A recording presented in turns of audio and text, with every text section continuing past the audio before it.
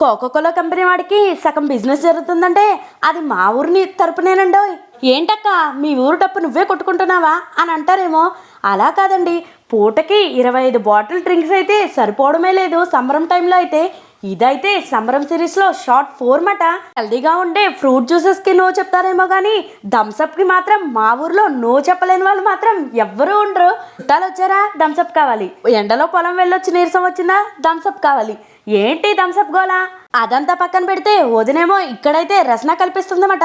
ఇలా ఎంతమంది Thums Up lovers ఉన్నారు, ఇంకా ఎంతమంది రసన ఫ్యాన్స్ ఉన్నారు నాతో తప్పకుండా కామెంట్ సెక్షన్లో షేర్ చేసేసుకోండి. నెక్స్ట్ వీడియోస్లో అయితే సంబరం డే 1లో ఏమేమి జరిగాయని అయితే అప్లోడ్ చేసేస్తాను.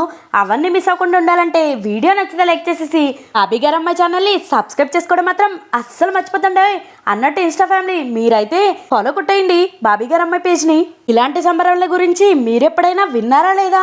చాలా మంది అయితే వినలేదనే కామెంట్ చేస్తున్నారు.